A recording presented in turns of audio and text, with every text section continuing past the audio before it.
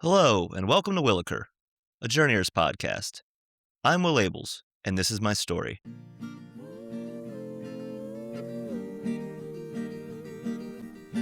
Left home, gone coast to coast in a hybrid car with a bag of clothes. Back on the wagon, back on the road. Would you have my back when I'm all alone? On a wing and a prayer, all out of favors. Hope to get $1 and a smile out of stranger. As the story's told and the plot unfolds, we laugh not to cry, but it's not a joke. No, it's not a joke. It's not a joke.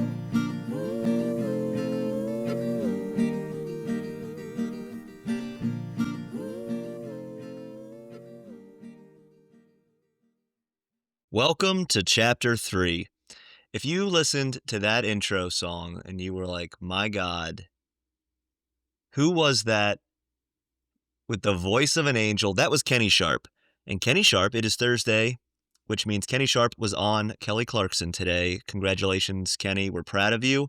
Thank you for the song. Go find him on Spotify or iTunes or wherever. Go check out the rest of his music because Kenny is fantastic. And you're going to say, oh, I discovered him on the Wilaker podcast. And I'm going to charge Kenny for residuals for a decade, maybe longer. Because I feel like that's how long it's going to be before I finally start making money in the creative world. A couple of dates coming up because I was told I need to start plugging this. February 12th, I will be at the DC Comedy Loft in the Cellar. The 13th and 14th, I will also be at the DC Comedy Loft with Catherine Blanford. Then on the 15th, I will be with Pat House at the Cellar Door in Frederick. Then the 19th, I'll be at Barrel Bodega in Hagerstown, in my hometown. I'll have a couple of random shows in DC and Baltimore as well, at the Port and at Room 808, but I'll list those dates as I have them. And then I will be back in Nashville, and I have a show at the City Winery on the 28th, as well as Zany's Nashville that night, later that night. And then we'll get into March and April. I'll be going back on the road in March, which I'm extremely excited about. Picking up where we left off with Chapter 2, I have just finished my weekend with Rory Scovel in Portland, Maine. I have just gotten back to Nashville, and something feels off. So there were a few details that I skipped over last chapter, not because they wouldn't make any difference at that time, but they're important now. But basically, I'm getting ready for the Experience Files tour. I believe I'm like 8 or 9 days away. Like, it is now Sunday. I originally was going to leave the following Wednesday, realized timing-wise I was going to have to leave on Tuesday, and I am just struggling to get money away. And, for the most part, I've gotten my housing covered. I knew I was going to have to just kind of like crash in a parking lot a couple of times, so I looked up where to do that. But there were a few spots that I was like, I don't know if I can do that. And I'm a little nervous. I'm genuinely a bit overwhelmed. So I've been driving for Lyft and Uber. You can make some decent money. You can't make great money, but you can make decent money on that. And what sort of happened when I hit May, when I was like, all right, this is crunch time, let's get it away. I probably could have gotten the money away, but we started getting hit with just insane weather, as is custom with Nashville. So we started getting hit with these storms and these like tornado warnings and straight line winds. And I don't know if you remember when Morgan Wallen walked off of SNL. This was around that time. This is to take you to that period of the wonderful history of American entertainment. Morgan Wallen just walked off of SNL and was like, get me back to God's country. And then literally within 24 hours, maybe 48 hours, we had 12 hours of straight line winds. We were up all night, just tornado sirens going off every like half hour. If you're in Nashville, everyone remembers it. So what was happening was I was trying to go out and drive, and I would have to keep stopping for all these tornado warnings and take shelter. And, so I really couldn't work much leading up to the shows with Rory. Those paid fine. I'm still featuring. I'm not making great money. So those paid fine. But then I get back to Nashville and I just feel genuinely off. And there's a couple things happening that are very obvious. I'm drinking again, so my body's just kind of like, what's going on there? And also, it's the first time I performed about 2 hours of comedy over a weekend in a while, and I wasn't taking care of myself. I'm drinking again, I'm not really exercising, I'm barely eating because 'cause I'm just so stressed out and I can't afford to, so I'm trying to budget around that. I'm like, "Well, I could get food today or I could pay for gas." And so when I get back, it all kind of finally hits me on that Sunday. And also we were up at 5 a.m., not sleeping great, blah, blah, blah. So it all kind of hits me and I'm like, I need to drive, but I'm just not gonna do anything today. So I just hang out with the dog or whatever.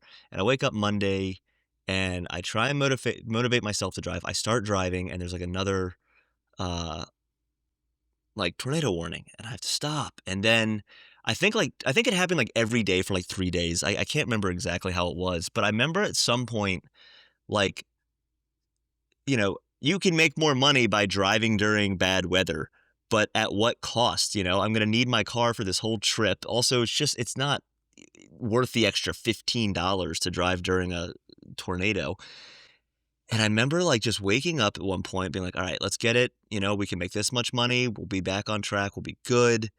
And I remember like looking out the window, like just the wind is whipping around, another storm's rolling in, and something in me just broke, just shut down. And I was like, oh my God, I don't think I can do this. I bit off more than I can chew. I had so much time to put money away. I was trying the entire time. I was working nonstop.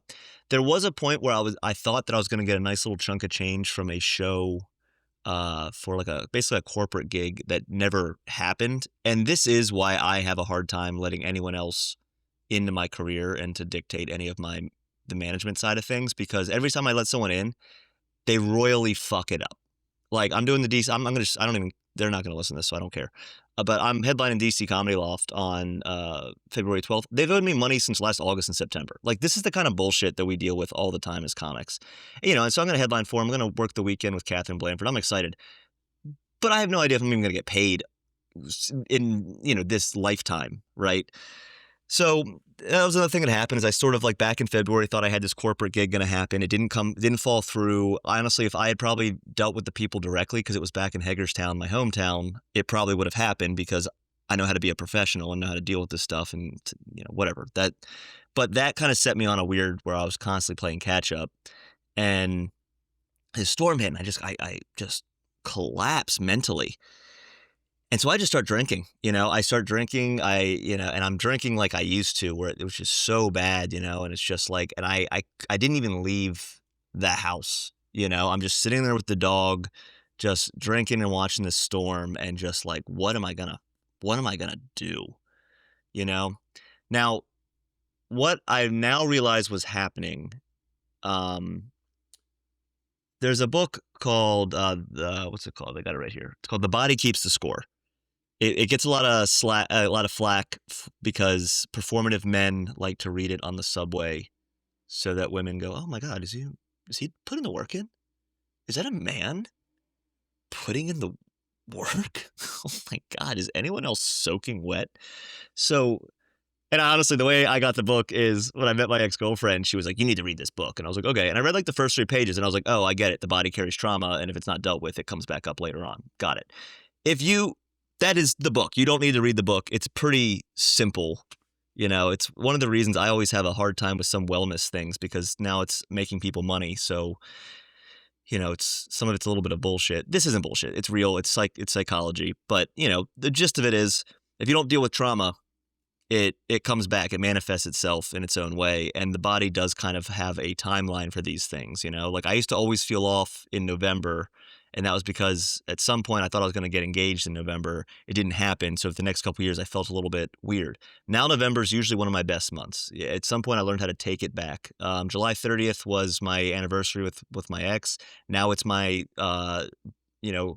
new sober date. November 4th is like my date I tried. But July 30th right now is the day that I'm counting. 191 days ago. So your body retains these things. So what was happening was basically I was a year out from flipping my car, and I didn't do anything to take care of myself after that. And I didn't really have a choice to. My healthcare sucks, and I didn't go to the hospital. I had like maybe a bruised rib or a crack. I don't think I had a crack rib. I think I had a bruised rib. And I basically just went and I was cat sitting, my friend's place.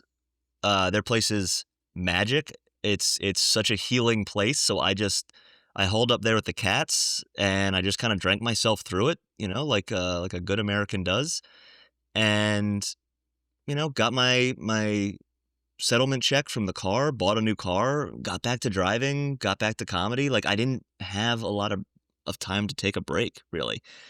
And I didn't really process it. I mean, even my therapist brought up, like, yeah, you don't really talk about trauma much. And there's a couple other events in my life that probably need to be analyzed a bit deeper. But at some point, I don't know, you open your phone every morning and it's just constant trauma. So you just go, well, what really matters? This was something that mattered and I should have taken care of myself and I didn't. So that is also hitting me hard. So I have the anxiety of drinking again hitting me. I have these storms, and that's just stress in its own way. It's just having constant straight line winds. It's not normal to deal with that, and unfortunately, Nashvillians are just dealing with it. And I'm short on money for this trip. It's a month long, and the way the trip is set up is I have 3 or 4 headlining dates that I think are going to pay for the rest of it. And if I need to, I can drive for Uber Eats in some of these cities. I learn on the way, that is doable in some cities. It is not as doable as I thought it would be. I thought that was gonna be an easy thing to do, drive for Uber Eats. It's just not. I can't drive for Uber because Tennessee has a great rule that other states can come here and drive for Uber, but we can't drive in other states. Apparently, they're gonna fix that. I don't know if that's true or not. But I had this plan, and at some point I was like, "All right, it's fine. Just get some money, get your rent covered and get back out there." And then, but I can't work. Like I can't get myself motivated. I'm just like a puddle. I'm silly putty without anyone to actually mold it into anything, or Play-Doh, whatever is a better example. And I don't know what to do, and I don't want to ask my parents for money. I don't want to, I don't want to stress anyone out. And at the time I was trying to sell, I have some merch set aside so I can sell it on the road, but I had these postcards and I really thought I'd get more support by selling these postcards because I thought people would be interested in the journey. It's a bit of a comeback. I was still like, it was false advertisement. I wasn't announcing that I was drinking again, but there was a bit of a comeback story from the car accident, from, getting out of this breakup and like sort of just going back out and finding myself. And I really thought people would um, buy these postcards. And I also had a moment where I realized I don't think people know that I'm even doing this, because that's a frustration with social media is you can have as many followers as you want. It's up to the algorithm to put it in front of your followers, and it doesn't actually do that. So like some people don't know, and so I thought, what if I'm just honest? Because sometimes being honest and talking about how you feel, someone else might be feeling that same way and you just connect to them. That's part of this podcast, is just being a little honest about my drinking, what was happening with me, what was happening with my anxiety. And hopefully if you are going through that, you kind of go, okay, I'm not alone. What it will do to get over this? What can I do to get over this? And sometimes like with Facebook, I used to Facebook, I heard it. With Facebook, I would make these long posts when I was stressed out about something or there was like a big moment in politics or whatever it was. And I stopped doing that at some point because I don't know, I just stopped doing it. And I thought, well, what if I'm honest about how I feel about this anxiety, about all this stuff. And so I made this post, expressed about how short I was on cash, how I was feeling, like how overwhelmed I was. And the smart thing to do would have been cancel this trip, but there was something in me being like, you have to get out there, you have to go. And I am glad I did, because where I am now wouldn't have happened if I had canceled that trip. If I canceled that trip, I don't think I would have gotten sober again. Truthfully, I think I would have just gone down this rabbit hole and I really don't know where I'd be or what I'd be doing. So I made this big post, and I get emotional thinking about this. If you were one of the people that reached out to me at that time and bought a postcard, even if you didn't buy a postcard, if you just reached out just to check in, I was so, in the best way possible, overwhelmed by the amount of love and support I got from everyone at that time. It saved the trip, and it also just saved my career in that I didn't feel so alone out here doing stand-up. That's the thing, is I'm always alone now. Like every once in a while I bring someone on the road, but one frustration with Nashville is I tend to put my faith in the wrong people, and they go their own route, or they fuck me over, I fuck them over, something happens, you know? And so I don't have a lot of I was talking about losing a corporate gig because I put my trust in somebody else. I am getting more and more to a point where I always want to do this by myself. But then just to have all these people that are reaching out, being like, "Man, I've been watching you for years. I've been supporting you. I've been rooting for you." And in the same way that I thought maybe people don't know, I didn't know that people were out there cheering for me. And it just restored my faith, And like, yes, the money obviously helped, and people were overly generous. I mean, I was like thinking, if everyone gave me $5 for a postcard, I'll be back on track. But people genuinely saved this trip. And, it went to gas money, it went to food, it went to the last like 2 lodging situations I needed to set up because I just didn't quite feel comfortable with the area. And like, yeah, the money was great, and but like the support was just I haven't I mean, very rarely have I felt that way, and it was such a positive feeling. And I was so just to anyone that if you are one of the people that got a postcard or just wanted to support in general, I mean, thank you. From the bottom of my heart, thank you. Because it didn't just it like I said, it did not just save this tour, it saved my career, and that I was able to change my perspective and go, "You're in this every day. It feels tough. It's tough to grow and really measure how much how much success you are having or the strides you are making." But when you hear from other people who get to just watch the posts, they get to see you every couple of days, every couple of weeks, once a month, whatever it is, and they see the upward trajectory and they show their support, that meant the world to me. And it has brought a positivity to my life that I've been able to maintain for the last year or so. And I thank you, thank you, thank you, thank you. And just incredible. And it was the first moment of like, good things are about to happen, right? So that motivates me to try and like push a little harder. So I get a couple more shifts in. I'm driving, a couple more storms hit.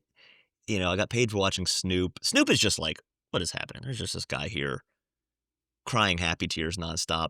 And I remember when I was posting, I was like, because I mean, I'm having an anxiety attack. Like I'm just having daily anxiety attacks, right? And so I decided to go for a walk. I posted on Facebook. I was going to post on Instagram. I just want to make sure people knew. And I ran into a comic in town, was able to talk to her about it. She was like riding around on her bike. Shout out AJ Jacobs. Thanks for keeping me calm in that moment.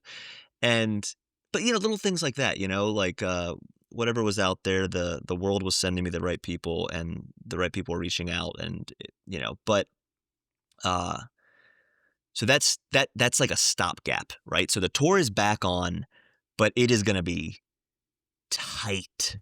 Like it is going to be so tight. But I was able to leave on a Tuesday instead of a Wednesday. I was able to cement that because of the help I got from everyone that bought a postcard. And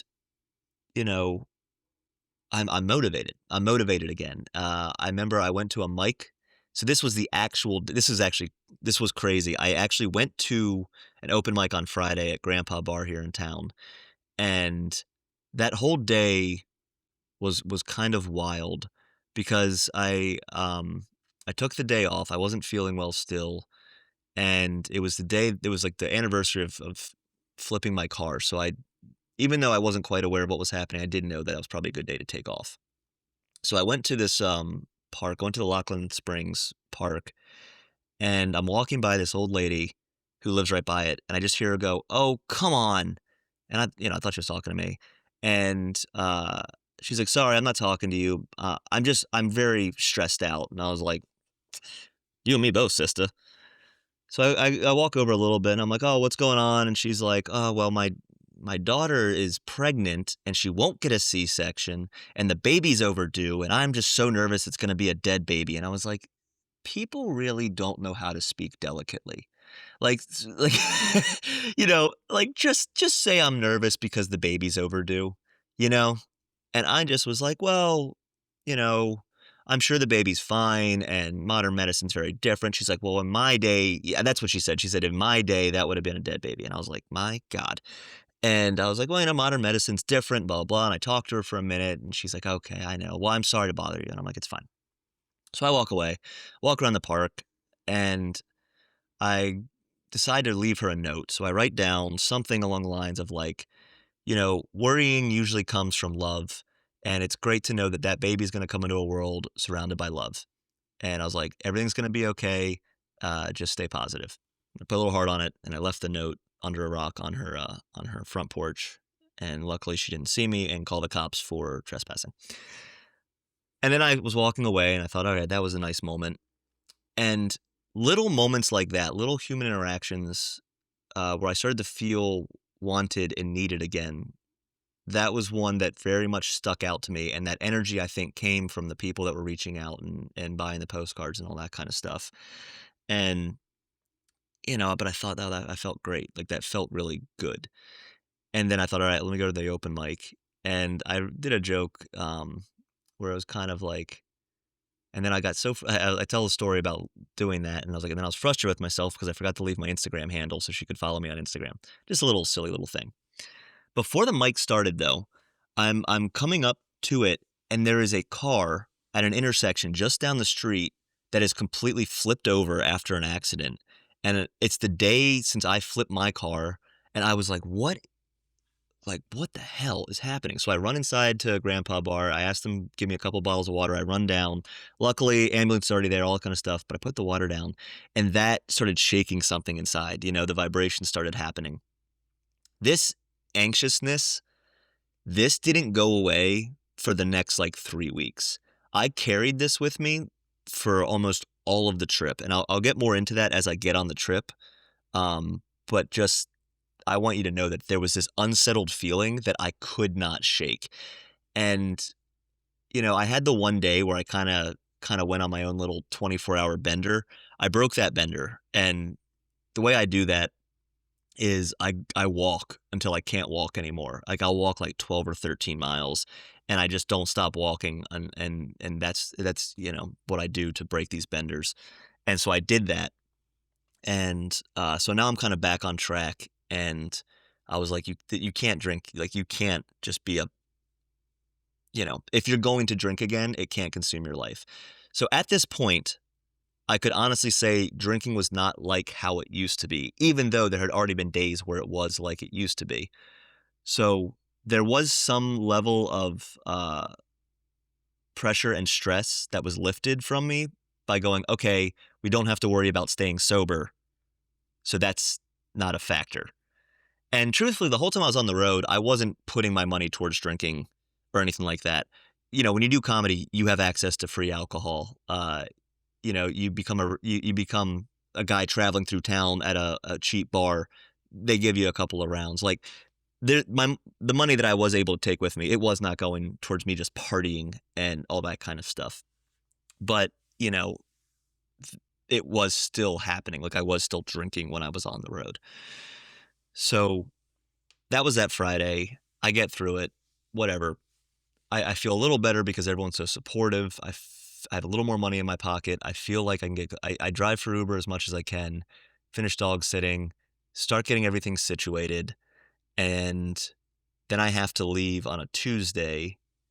I'm just doing 3 hours to cut down my trip to Omaha, which is my first show on Wednesday. And that will kick off the Experience Files tour. And that Tuesday I wake up and I'm just like, just so anxious, just as bad as the week before. And it's this feeling like it's in my stomach and your whole like nervous system is just it just feels like sandpaper's running through your blood, and it just feels so awful. And so I get my car packed and I go for a walk. Because like I said, I only have 3 hours to go up. And so I go for a walk. I go and I get some tacos. And I'm just like, all right, like, here we go. And there was a moment where I just started laughing because I'm looking at what I have. I know what I'm supposed to make in the next like week or so, but it's not all guaranteed. They're based on ticket sales. They're based on donations. They're based on all sorts of stuff. And I just was like, I guess we're going to have to figure this out. And there are certain moments in my life where I go, let's just go do some Will Abel's bullshit and figure it out. And it tends to blow up in my face It tends to not always work out that way. But, at the end of it, somehow I figure it out by, tapping into certain resources that I have or certain people that I need to help me or just figuring it out myself by just really backing myself into a corner. And so I just am like, let's do it. And I start driving, I'm going 3 hours north, and as soon as I start driving, just for a couple hours, the anxiety lifts because I'm doing it. And I'm going out, and the trip's happening, and I'm gonna be gone for 4 weeks, and we're just gonna see what happens. And so that's the end of chapter 3. And chapter 4 will pick up with my first night on the road leading into Omaha. So that's, I know the first couple chapters weren't as interesting as you'd like. I mean, it's just kind of a setup. And, there is one thing about this that's really hard for me to talk about because when you have a drinking problem like I do, there's a lot of manipulation around it. And some people, they're like, well, I was drinking, like they blame the drinking. And yes, alcohol makes you do things that you wouldn't do normally. But there is like some responsibility I think that you have to take. And this is one of those moments where I do feel guilty. I feel like I was manipulating people by not being honest up front that I was drinking again when I was crashing out. But I also know that wasn't the only factor. I also know that, my body was keeping the score, and I also know that I had bit off more than I could chew. I also know I wasn't getting the support from the comedy scene, the way I thought I would. And there was a lot of unanswered questions that I had to figure out on the road. And I was just isolated, but that all aside, I have always felt a little guilty about it. But at the same time, I still had conversations with each and every one of these people. I sent them their postcards. I talked to them when I could. I had a lot of phone calls where I was honest about my drinking. And I don't know, I think that's a little sign of being human where if you can own some responsibility, then you can start to forgive yourself. But, I really cannot express how thankful I am for everyone that reached out at that time because it did so much for me, and it is a positivity and energy that is rarely seen these days, and it is carrying me to heights that I, would not have expected to be at because, I have I have a lot of chapters left to tell you about, but if some of you are fans, if some of you are following along, there has been massive progress since the Experience Files tour to right now. I'm like headlining clubs regularly.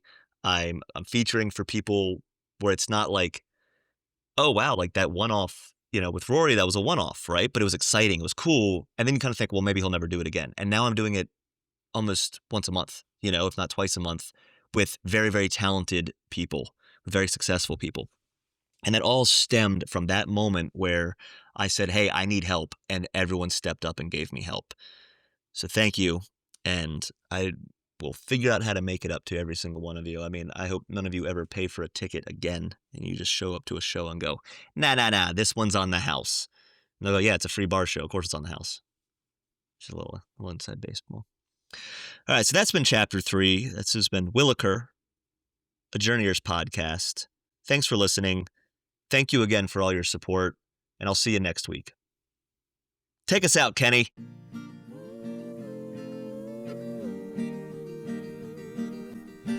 Left home, gone coast to coast in a hybrid car with a bag of clothes. Back on the wagon, back on the road. Would you have my back when I'm all alone? On a wing and a prayer, all out of favors. Hope to get $1 and a smile out of stranger. As the story is told and the plot unfolds, we laugh not to cry, but it's not a joke. No, it's not a joke. It's not a joke.